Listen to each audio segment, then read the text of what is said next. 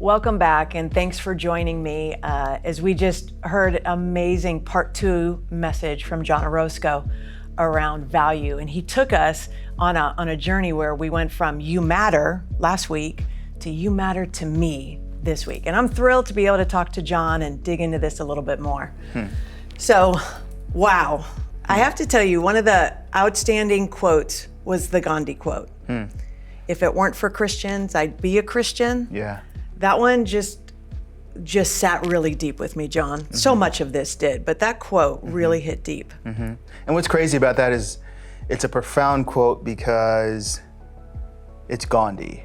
Right. You see a man who's a man of peace and is trying to work on social change and equality, and who encounters Jesus and thinks this can be the thing that changes everything for the people that he loves, for his community, and he's rejected by the church.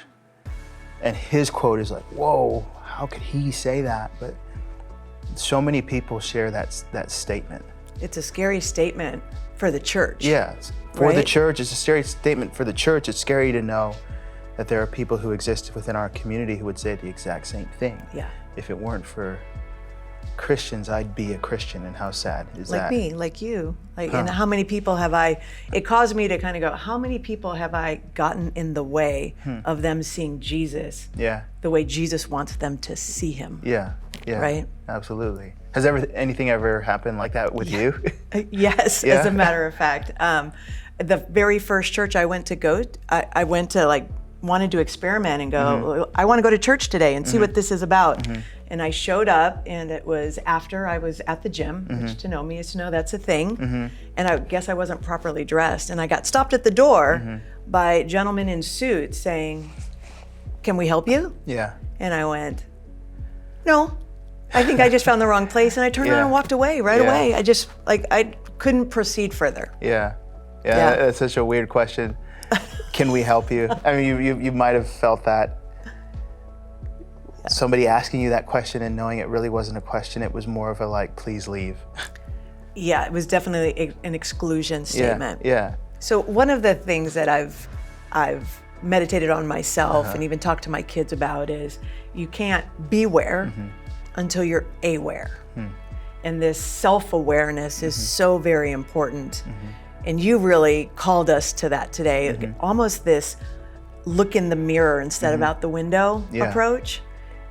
How do we really get good at that? That's hard, John. It's just hard.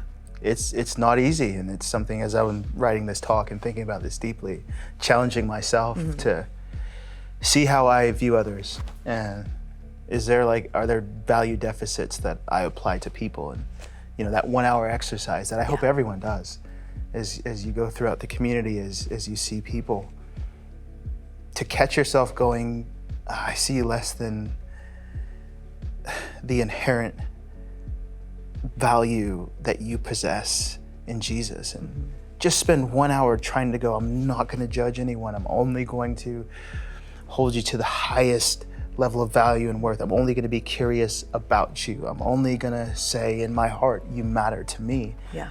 And what an exhausting exercise to realize that even in my own heart, it doesn't feel natural. And then the question, where did all of it come from? Right. Because it's not Jesus. It's not what Jesus is putting on display while he was on this earth. And so what things have I subscribed to that have allowed me in my own heart to walk through a community and to immediately, without knowing a person, devalue someone? As if I have a right to do that. Yeah. And I don't think any of us are walking into it believing that maybe that I have a right to, as you said, draw a line in the sand and say, yes, you, and no to you. And yet we inadvertently can do it without thinking about it. It's almost unconscious, I think, in the way that we act. And the influences, if we can be aware of those, can help us put maybe a stopgap in place where we can go, oh, wait, okay, I don't want to do that. I need to change my thinking on that. Yeah, absolutely. Oof. That's a big call to action, and I know I think of that whether it's in the workplace, in the community, in all the different places we can go. I'm sure all of us probably had someone come to mind. Yeah. When you said that, I was like, oh, squirming a little bit. Anyone else squirming? Yeah, and that was the point. Hopefully we feel a little bit of a squirm, and that causes us to, again, evaluate and move forward in that. Yeah. Okay, one more question for you.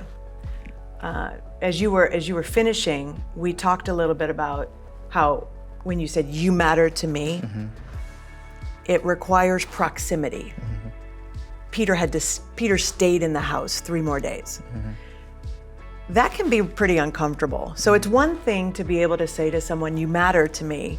It's another to press in, get close, get to know, have proximity, because I think that's where it becomes the fulfillment of that statement.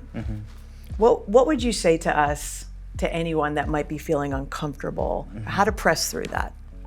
Stop saying no. No, Lord? Stop saying no. I mean, there are so many opportunities for all of us to say that, oh, well, you know what, actually, there aren't people near me in my vicinity who I have the opportunity to be the expression of love of Jesus to, that maybe I've had a difficulty being the expression of love of Jesus to. That's not true. It's all around. I mean, we live in communities and neighborhoods of people who are different than us. Our kids go to school with people who are different than them, and the opportunities are there over and over and over again for us to learn what it means to truly love in the way of Jesus. And the thing that it prohibits us from doing that is what comes out of our mouth, which is this word no. So for me, I'm fully aware that there are opportunities for all of us. We cut it off. And not only do we cut it off and say no, we say, but I'm going to say yes to subscribing to all of these other things, that these echo chambers that reinforce my desire to say no. Like Peter, it was this food. That stuff's unclean, so I don't associate with these people. Well, I subscribe to fill in the blank social media platform, and they say all these things about these other people, and so that's why I'm so capable of saying no so quickly, because I'm inhaling these things that are creating division. And you and I'm feel not saying yes to you, Jesus. Yeah, I feel you affirmed can feel in affirmed. That. Yeah. It's a constant. Yeah, you're right. You're right about that. You're right about that. You should exercise division in that space. It's okay, and that causes us to say no. And again, the reality is we have opportunity after opportunity after opportunity. And what God is calling us as His church is to be obedient and say yes. I love that. Thank you. Well, church, we've just finished an amazing week 2 in our series. Thank you for joining. Please make use of our conversation guide if you want to take another step further in this, and we'll see you back next week. Thanks for joining.